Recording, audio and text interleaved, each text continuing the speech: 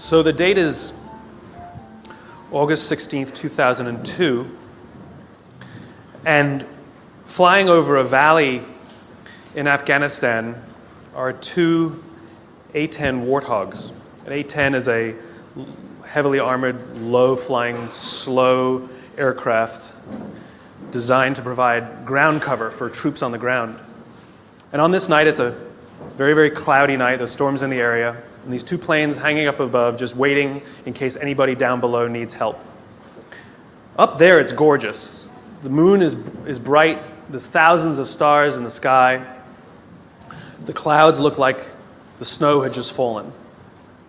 Down below in the valley, however, there were 22 Special Operations Forces troops trying to make their way through the country, and they could feel that something was wrong. They felt uneasy. One of the pilots up above, call sign Johnny Bravo, and yes, he stands like this. He could feel their unease listening to them over the radio, so he decides he was going to go down below the cloud and just have a look. He tells his wingman, hang out up here, I'll go see what there is. And he points his plane down into the clouds. And as he's going through the clouds, the call comes over the radio. Troops in contact. Troops in contact is what they say when they come under effective fire. It means they're in trouble. So now Johnny Bravo points his plane straight down. The plane's getting thrashed about in the turbulence. And when he comes out below the clouds, he's less than 1,000 feet off the ground, and he's flying in a valley, cliffs on both sides. Now, this is only 2002, and the planes were not yet equipped with ground-hugging radar, and worse, they were using old Russian maps. That's all they had at the time. And the sight that greets him is something like he's never seen before, not in training and not in the movies. He sees tracer fire coming from all sides of the valley, pointed right in the middle where the American forces are. And so he picks a point and starts to lay down suppressing fire. And he's flying, and he's in danger of hitting the cliff, of course. He knows his speed, he knows his distance from the map, and he literally counts out loud while he lays down the suppressing fire. 1, 1,000, 2, 1,000, 3, 1,000, 4, 1,000, 5, 1,000. Pulls hard on the stick, pulls back up into the cloud, comes down around again. 1, 1,000, 2, 1,000, 3, 1,000, 4, 1,000. Good hits, it says over his radio. And again, he comes around. 1, 1,000, 2, 1,000, 3, 1,000, 4, 1,000, 5, 1,000. He runs out of ammunition. Fuel is fine. Flies back up to the top of the cloud, tells his wingman, you need to get down there. His wingman isn't sure about the conditions, so the two of them fly back down together. His wingman lays down the suppressing fire, and Johnny Bravo counts as they fly 3 feet apart from each other, wing to wing. 1, 1,000, 2, 1,000, 3, 1,000, 4, 1,000, 5, 1,000, up and around again. 1, 1,000, 2, 1,000, 3, 1,000, 4, 1,000, 5, 1,000. That night, 22 Americans went home alive with 0 casualties. My question is where do people like Johnny Bravo come from? Who are they? Who would risk their lives for others so that they may survive? I asked Johnny Bravo. I asked him, why would you do it? Why would you risk your life so that others may survive? And he gave me the same answer that everybody in his position gives, because they would have done it for me.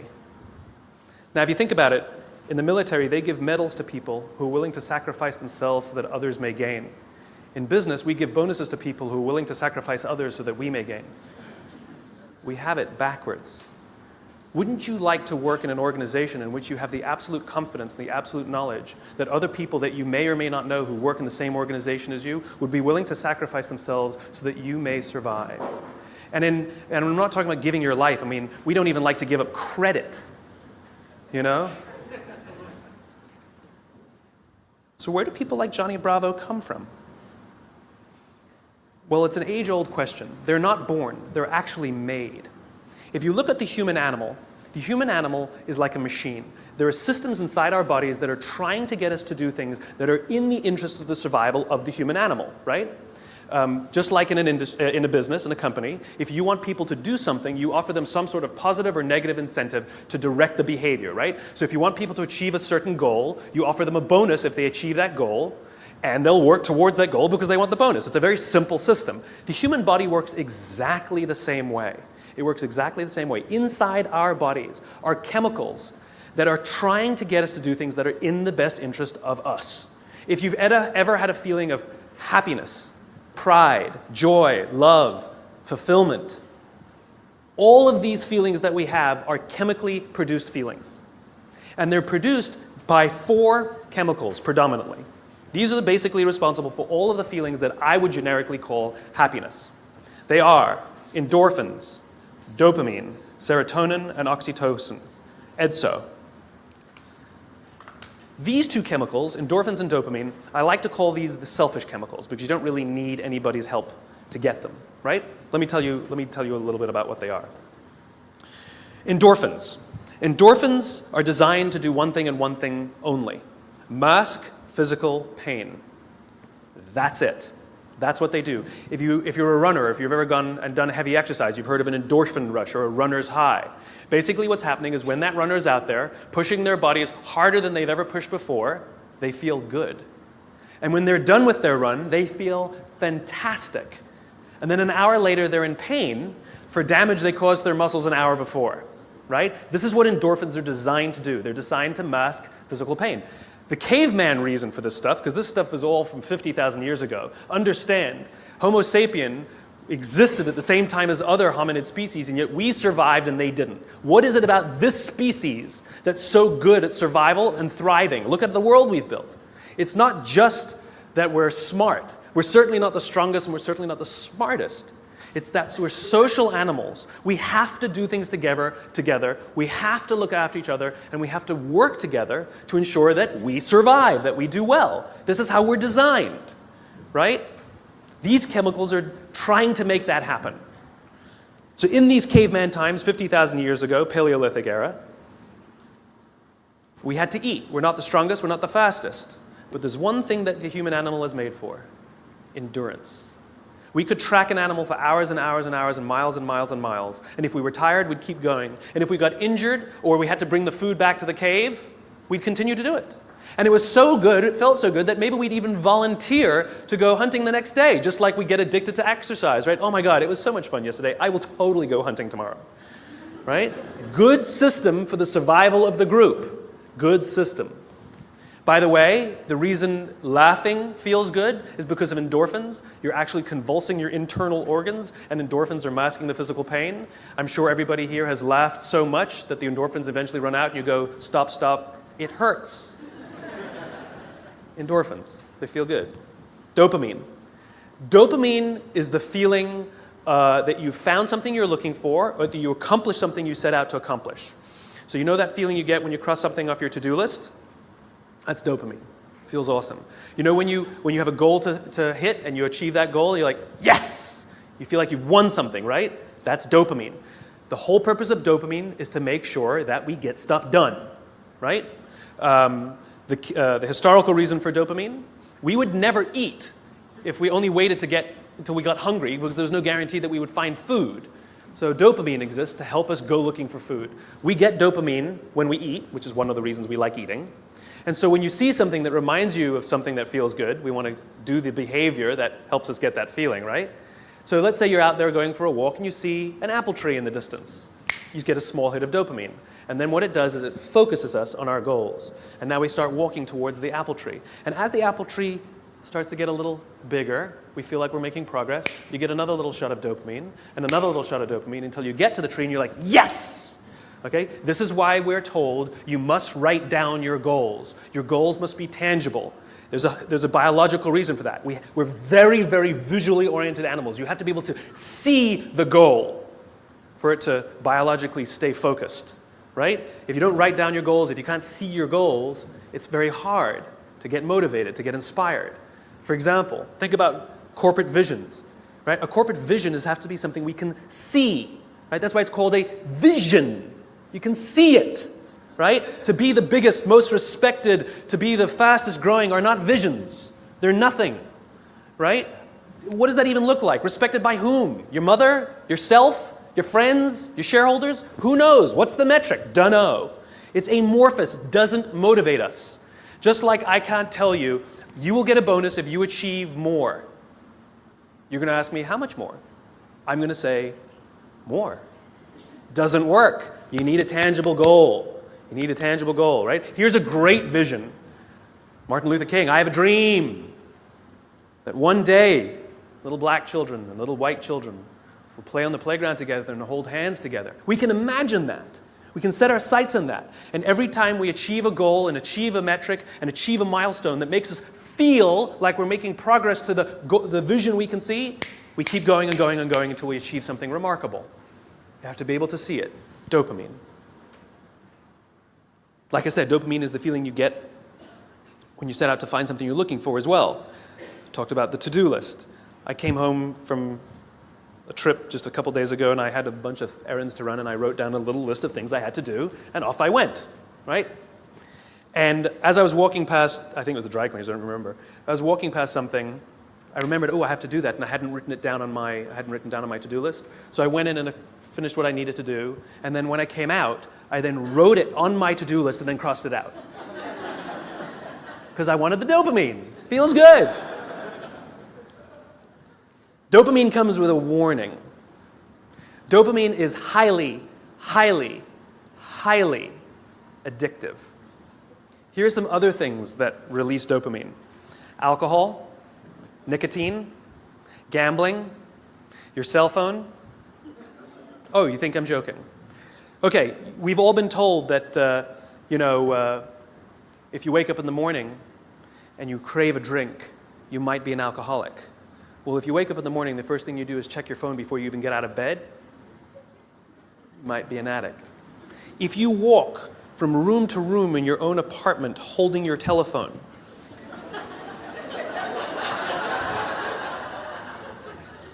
you might be an addict. When you're driving in your car and you get a text and your phone goes beep.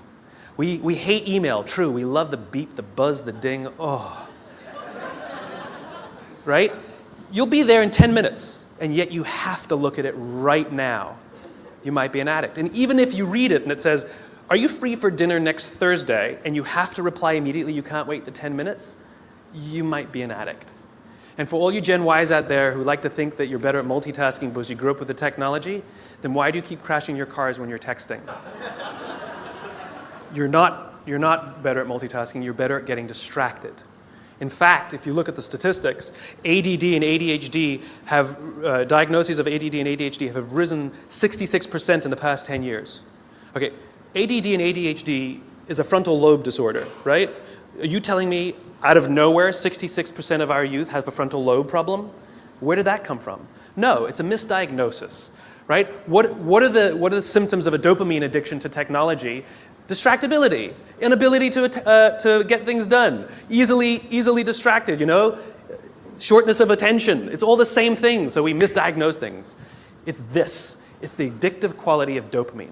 We can also get addicted to performance in our companies when all they do is give us numbers to hit, and a bonus you get, and a bonus you get, and a bonus you get. All they're doing is feeding us with dopamine, and we can't help ourselves. All we do is want more, more, more. It's no surprise that the banks destroyed the economy, because one of the things we know about dopamine addict is they will do anything to get another hit, sometimes at the sacrifice of their own resources and their relationships. Ask any alcoholic, gambling addict, or drug addict. Ask them how their relationships are doing and if they've squandered any of their resources. It's an addiction. Dopamine is dangerous if it is unbalanced. It is hugely helpful when in a comfortable and balanced system, but when unbalanced, it's dangerous and it's destructive. You don't need anybody's help to get these. Go for a run, achieve your goals, you'll get dopamine. You'll get endorphins. But you won't have any feeling of fulfillment or love or trust. That's where these come in. These are attempting to manage these. This is what makes our society great. This is where people like Johnny Bravo come from. It's because of these two chemicals that leaders really fulfill their great responsibility. Outside in the world is danger at all times for various reasons. In caveman times, that danger may have been, a saber-toothed tiger. It may have been the weather. It may have been a lack of resources. It may have been, who knows, any number of things. Things that with no conscience are trying to kill you. They want to end your life. And so how do we survive? We work together. And together, we come together in our groups, in our companies, in our tribes, to feel like we belong, to be around people who believe what we believe, so that we may feel safe. When we're surrounded by people who have our best interests in mind and we feel safe, we will organize ourselves and cooperate to face the dangers externally. Don't forget, the outside dangers are a constant. In a modern world, the outside dangers may be your competition that's trying to put you out of business, or at least steal your business. It might be the ebbs and flows of the economy. It might be terrorism. All of these unknowns all trying to put you out of business, take away your job, take away your livelihood, end it for you. Nothing personal. It's a constant. Inside our organizations, the dangers we face are not a constant. They are a variable. And they are the decisions of leadership as to how safe they make us feel when we go to work.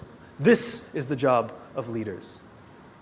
Aesop said it better than I can. There's an Aesop fable about 4 oxen that stand tail to tail.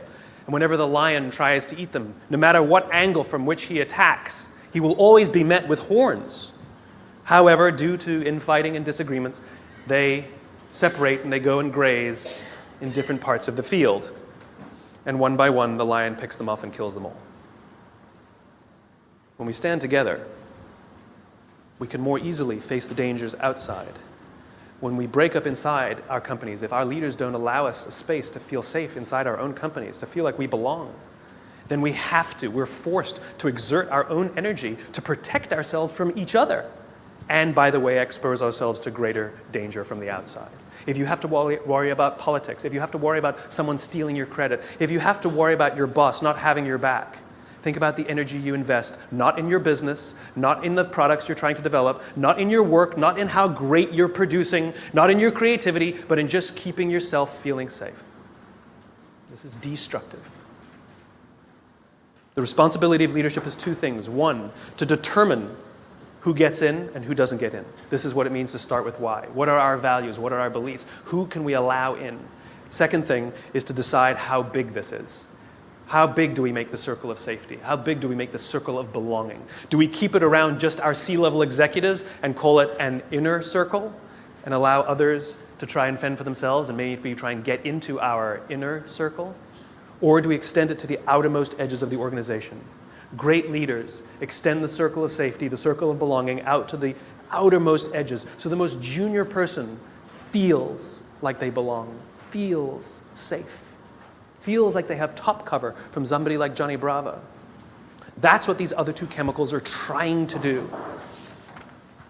Serotonin is the leadership chemical, is responsible for feelings of pride and status. This is why public recognition is very important. We are social animals, and we need the recognition of others. This is why we have the Oscars, and this is why we have public awards events. This is why we have commencement for graduation. I mean, think about it. What does it really take to get to graduate college? You need to pay your bills, fulfill the minimum requirements, and collect enough credits. That's it, right? It's a formula. You could get an email that says, congratulations, you fulfilled all the requirements for graduation. Enclosed, please print out the PDF of your diploma. P.S. magna cum laude, right? Wouldn't feel so good, right? So instead, we have a big ceremony to recognize the accomplishment. And in the audience, we put our family and our friends and our teachers, all of those in our tribe who've supported us and watched our backs as we've made it through. And then we show up on that day, and we go up on that stage, and we take our diploma. It feels great. We feel our status rise. We feel our pride go up. And by the way, when you have serotonin in your veins, your confidence goes up also. And here's the best part about serotonin.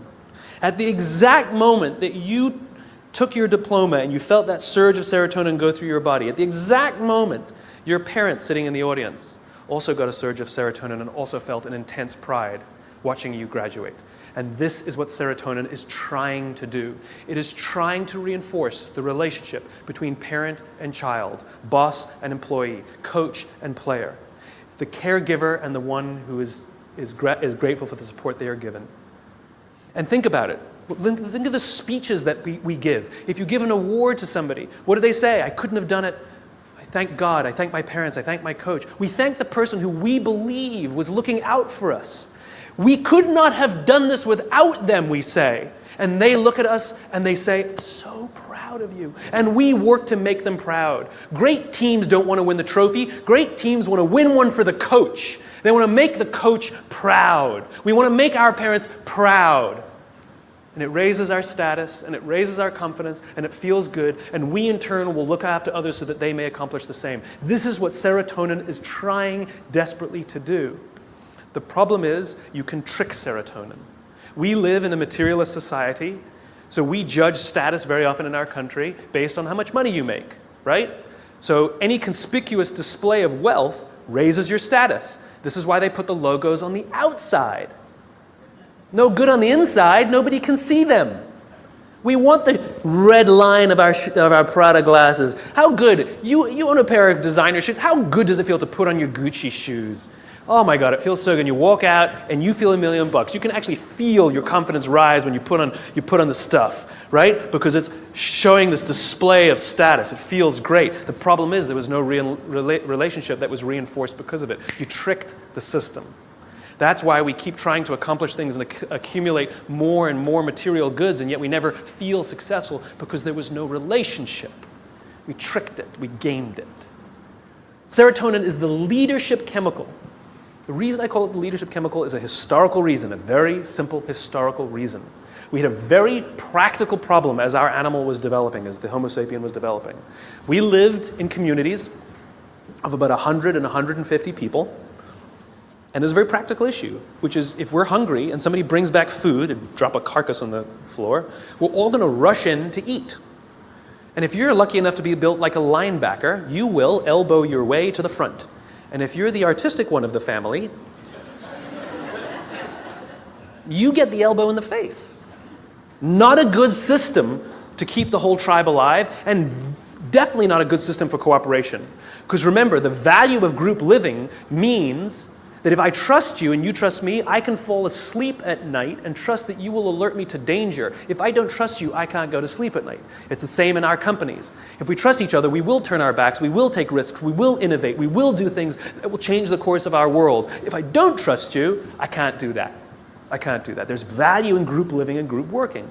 And so if you got an elbow in the face that afternoon, odds are very high that you're not going to wake the guy who punched you if danger's there. You're just not going to do it. Bad system. And so we evolved into hierarchical animals.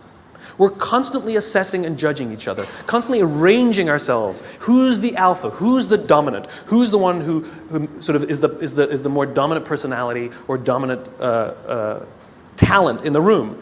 In caveman times, it might have been physical muscle. In a creative industry, it might be talent. In the military, it might be courage. There's no standard by which we judge alphas. It's relative to the industries we're in. And it's relative to us as well. If you've ever met someone and you were nervous while you were meeting them, you're not the alpha. We've all had the experience where we're meeting somebody and we can sense that they're nervous meeting us. You're the alpha. I'll tell you a little aside that's kind of funny. You know when women all live together, their menstrual cycles align, right? Assuming they're not on the pill, then it doesn't work, right? But if they're not on the pill, all the menstrual cycles go together on the same schedule. It's not arbitrary. They always align with the alpha female's schedule. And the reason is because when a woman is in her menstrual cycle, she can't bear children. And so in evolutionary terms, you want the alpha male and the alpha female to do it so you can have alpha children, right? Nice, strong, strapping kids are going to survive. But if she's off the market, that produces competition. So Mother Nature has created a very clever way that when she's off the market, everyone's off the market.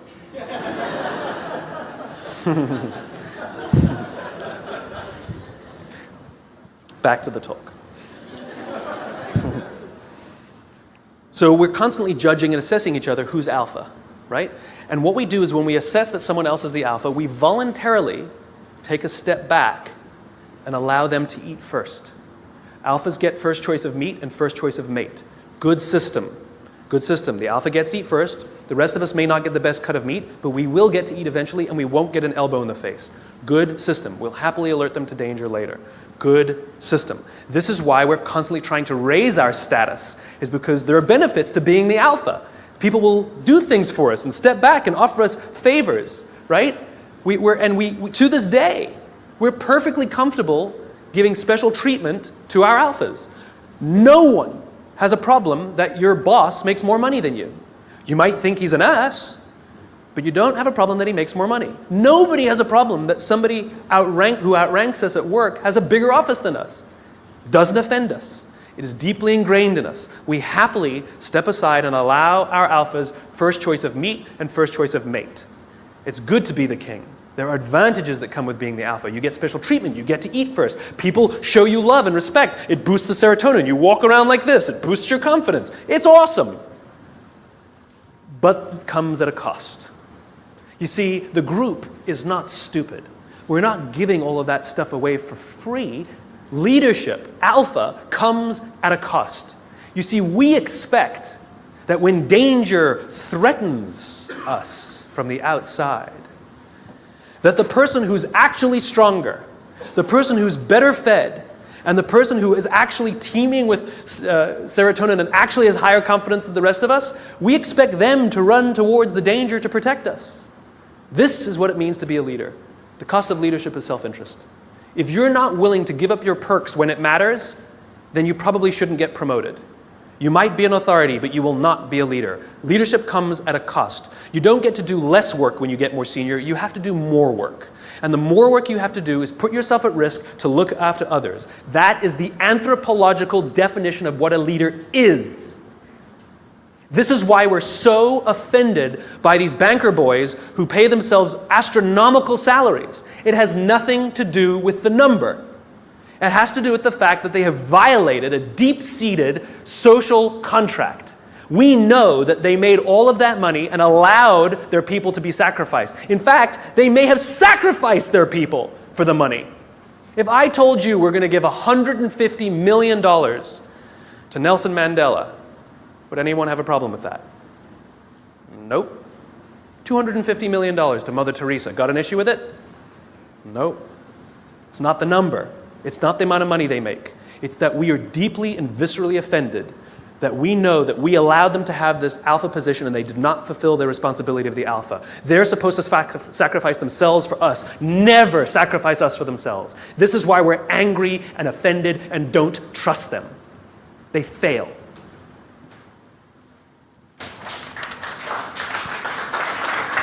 Oh, there's more. Oxytocin. This is the best chemical of all. Oxytocin is the feeling of love and trust and friendship. It's all the warm and fuzzies. It's all the unicorns and rainbows. It's the reason we like to spend time with our friends even if we don't do anything with them. We just sit and watch TV. We love their company. I promise you, nearly every single person sitting in this room today chose the person they're sitting next to. You're not sitting next to a stranger. You're sitting next to somebody you met, came with, or kind of know a little bit. Why? Because it makes you feel safer, doesn't it?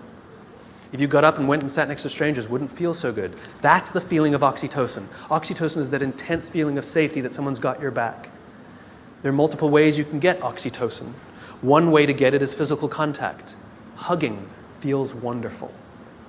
Right? When women give birth to children, huge surge of oxytocin in their body. This is what's responsible for the mother-parent, the mother-child bond. Right? It's all that oxytocin in the system. This is why shaking hands matters. Imagine you're doing a deal with someone, and you're ready to sign the contract, and you say, "I'm so excited to do business with you." And they go, "I don't need to shake, let's sign the contract, I'm also excited to do business with you." And you go, "Great, well let's shake on it then." They go, No, I agree to all the terms. Let's get this deal done. I can't wait to work with you." You might get everything you want in the contract, but business, relationships are not rational. They're about feeling safe, they're about feeling we belong. It's human. And one of the ways we want to know that that relationship is solidified is with physical touch. Their simple refusal to touch you, to exchange that oxytocin, means one of two things will happen. You will either completely scuttle the deal, or you will go into it nervous. Human bonds matter. Another way you can get oxytocin is through acts of human generosity. An act of human generosity is defined as giving of your time and energy and expecting nothing in return. Money doesn't work, sorry. If I told you that this morning I gave $1,000 to charity, what would you think of me? You'd be like, good for you. What, do you want a medal? But if I told you that last Saturday I gave up my day and I went and painted schools in the inner city, then what would you think? You'd be like, nice, cool, I should do more, right? The value of my labor, much less than $1,000, could have hired many more people for $1,000 to go paint schools in the inner city. But you see, as human beings, we put a premium on time because it is an equal commodity and it is a non-redeemable commodity. You spend money, you make money. You spend time, you'll never get it back. Some of you are sitting in this room right now saying, I will never get this time back. I got nothing for you. So we put a premium on people who give us their time and energy. A leader who says to you, I'll pay for something for you, is not a leader. A leader who comes and sits down next to you and says, how can I help you, is a leader. I was talking to some oil executives, and they were trying to convince me that they really care about how fulfilled and how happy their employees are at work, to which I said, no, you don't. And they said, no, we do. And I said, no, you don't. And they said, yeah, we do. You see how this went. And I said, I bet you hired some high-priced consultancy to come and do a web survey about whether people like their jobs or not. And they said, well, we didn't hire a consultancy. I said, okay, so it's kind of like sending your son an email, right? Dear son, your mother and I care that you feel like a valuable part of this family. Please tell us candidly what we can do better so that you feel like you belong here because we really love you. Love, Dad. Or you go into his room, you sit on his bed, and you say, hey, son, your mom and I really care that you feel like a valuable member of this family. Please tell us candidly what we can do better because we want you to feel like you belong and we really love you. Same words, same intention, same desire. The difference is one you gave time and energy and the other one you didn't. This is the problem with email. It's too easy. It's too easy. There's no time and energy expended. It's too easy. Don't feel anything. If I come to your house for dinner and you make me a lovely dinner, the next day I send you a very nice thank you email, what a wonderful host you are. Or 3 days later, you receive a handwritten note from me with the exact same words that were written in the email. Which one makes you feel better? Handwritten note. The sentiment was the same, the words were the same. The difference is one took a little more time and a little more energy.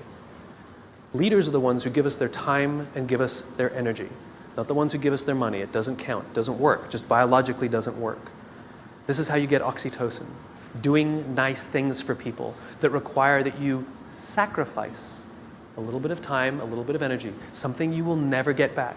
And if you expect something in return, then you weren't really giving in the first place. You take someone out for dinner because you want them to hire you, you're not really taking them out for dinner. You want something in return. It's just a protracted transaction. It's not relationship building. It's nonsense. I was walking down the streets of New York, true story, and the guy in front of me, his backpack opened and a bunch of paper spilled out on the street. Didn't think much of it. I bent down, gathered the papers up, handed them back to him, and pointed out that his bag had opened. I did a small act of generosity for somebody. I got a small burst of oxytocin. I felt good. Also, the person on the receiving end of the act of generosity feels good. They get a shot of oxytocin. He felt good. He says thanks. I get to the end of the block, and I'm standing waiting to cross the street. And a guy who also happens to be standing waiting to cross the street turns around, true story, turns around and says to me, I saw what you did back there. That was really cool. As it turns out, witnessing acts of human generosity release oxytocin.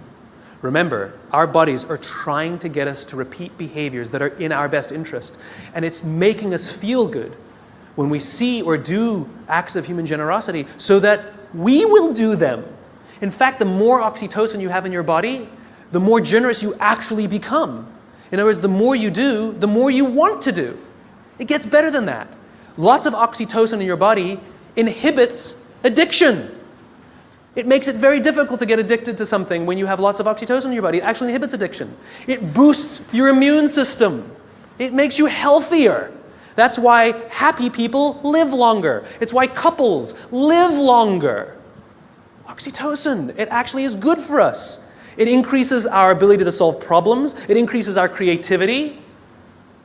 It's really good for us, and it's not addictive. It just feels great. It takes time to build up, though. You know, if I went on a date with a girl the other day, it was a first date, we totally got along great, we're going to get married. Why are you laughing? That's my social life. The reason you laugh is because you inherently know that I cannot form a bond of trust strong enough to get married in 7 days. You know that. Why don't you go on a couple more dates? Right? Inherently, you know that. Right? But if I told you that I've been dating somebody for 7 years and we're not married yet, what do you say? What's wrong? In other words, we know that that bond of trust takes more than 7 days and less than 7 years. Don't know how long it takes, though. So when you start a new job and you're really excited to work there and they're really excited to have you, don't quite feel like you belong. You don't quite feel like you're trusted yet, right? Even though you were really excited and they're really excited, it takes time. And you have to do little acts of generosity and make little sacrifices, do little things for people. Not big risks, small risks. It's like dating. You know, you don't start by buying them a diamond. You start by taking them for lunch, buying them a drink, you know? Little bits. Then they take you out, or you take them out again. You do something a little bigger. Then you do that in a movie. Then they come over, and then you buy them flowers, and then you say, I love you. And one day you wake up in the morning, it's like you press this belief button. You just, I'm in love. I don't know when it happened. It just clicks, and you feel like you belong. Same thing at work. Same thing at work. It just clicks, and you feel like you belong because you got enough oxytocin built up in your system. We don't allow this to happen. We're too busy sending emails. The next time you want to tell somebody something, email is fantastic for the exchange of information, right? It's fantastic. Here's the report you wanted. The meeting's at 4 o'clock. Fantastic. What did you think of my idea? Do not reply on an email. That's an emotional question. Email is a rational tool. You get up from your desk. You walk the 30 feet.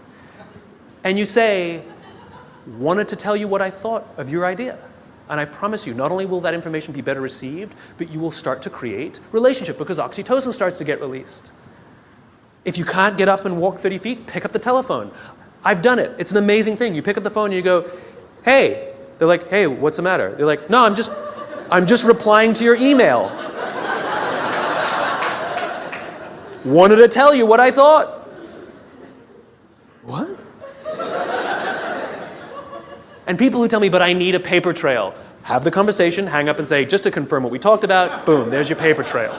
The reason we get so many emails is because we reply to them all. And 12 emails are sent, and then somebody misunderstands something, and somebody gets angry, and then you have to pick up the phone and deal with it anyway. Do it at the beginning. Quicker, easier, better. Biology. Give your time and give your energy. And this is why leadership is really difficult, because you can't give it to everyone because you don't have enough to give to everyone. You just can't. You have to make sure that you can trust others to trust others to trust others to trust others. And this is what happens in this circle of belonging, in the circle of safety.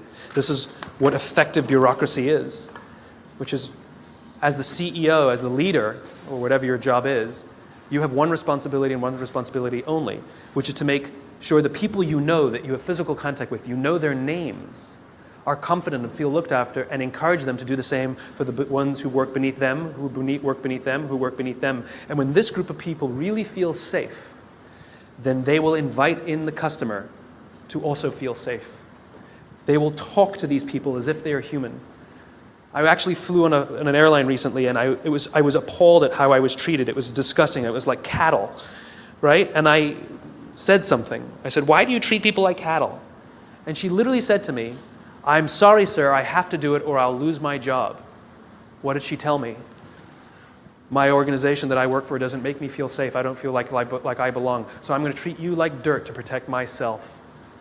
As opposed to somebody who feels safe and says, sir, I will do everything in my power to make sure that you feel happy and good because I'm not worried. That's called a highly effective organization. There's one more chemical I haven't told you about. The big C. Cortisol. Cortisol is the feeling of stress and the feeling of anxiety. We share these chemicals with all the social mammals. And so when you see a herd of gazelle, you've all seen the documentary on Discovery or whatever, right? You see a herd of gazelle grazing, and one of them thinks they hear a rustle in the grass, and they go, head, right?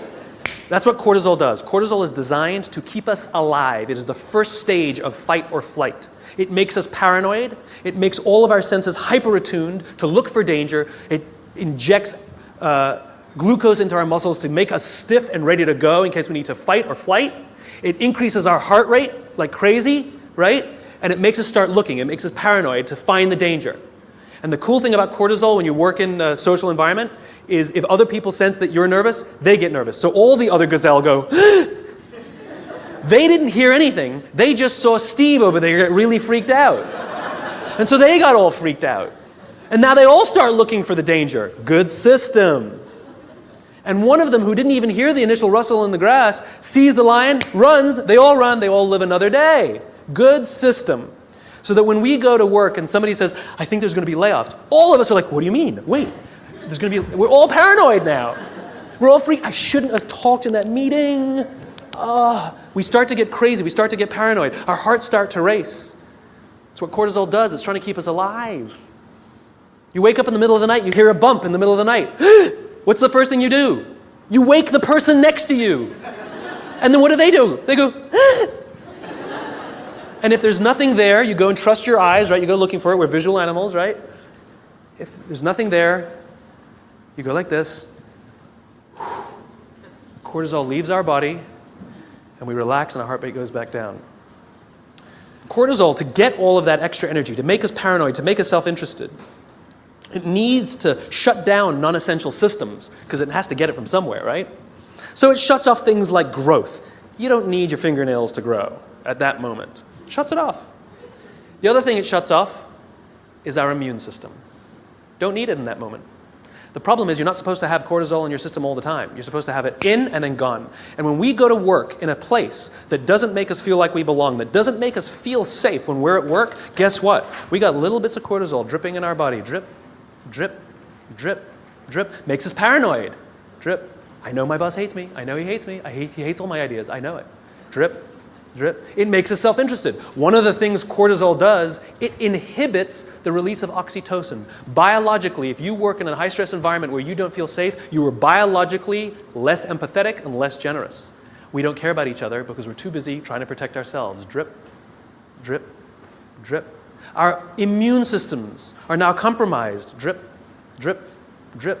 We live in a country with some of the best medical education in the world, some of the best medical systems in the world, some of the best doctors in the world, some of the best hospitals in the world, some of the best medicines in the world. Please explain to me why diabetes is on the rise, heart disease is on the rise, some cancers are on the rise. It ain't partially hydrogenated oils. Our jobs are killing us. And the people who are responsible are the leaders. And we also know that parents who come home stressed out, their kids learn that this is what work is. That work is something that makes you short-tempered and unhappy. And so they expect it as they grow older. Worse, we know that parents who come home upset and angry, it has such a negative impact on their children that there's some studies that show that they might actually become bullies because of their unhappy parents who hate their jobs and have excessive amounts of stress. Our companies are literally killing us. So what are you going to do about it? What are you going to do about it? Leadership is not a rank. Leadership is not a position. Leadership is a decision. Leadership is a choice. It has nothing to do with your position in the organization. If you decide to look after the person to the left of you and look after the person to the right of you, you have become a leader. You've seen the movie 300, right? The Spartans, the greatest fighting force of all time. You want to know one of the things that made the Spartans great? Wasn't their muscles, wasn't their spears. It was their shields. They stood shield to shield, and the phalanx was strong because those shields were big. And they were told when they were young children, you either bring your shield home or you come home on your shield. The punishment for losing your shield was tremendous in battle. Because if you lost your shield, that means you cannot protect the person to the left of you and the person to the right of you, and you have destroyed the phalanx. It's the shield that matters, not the spear. Not the spear. It's your willingness to sacrifice yourself, not your life, maybe your credit, maybe your little time, maybe a little energy, maybe your time, maybe getting up from your desk and talking to somebody for 30 minutes instead of sending a 3-minute email. It's your willingness to sacrifice for someone, to hold that shield up so that they feel safe, that makes you a leader. And you want to know how you beat a dopamine addiction? If you're worried that you're addicted to performance and all those dopamine things, Alcoholics Anonymous has been highly effective for decades, 80-something years. We all know the first step of the 12 steps. We joke about it, right? Admit you have a problem. Do you know the 12th step? Don't say it's supposed to be anonymous. I'll tell you what the 12th step is. Alcoholics Anonymous knows that if you master all 11 steps but not the 12th, you will drink again. If you master the 12th step, you will beat the disease. What's the 12th step? The 12th step is the commitment to help another alcoholic. Service. Service to another. Oxytocin wins. Serotonin wins. The more we look after each other, the safer we feel, the more we feel like we belong, and the more we will work together to confront the dangers outside. Do this for others, and others will become Johnny Bravo. Thanks very much.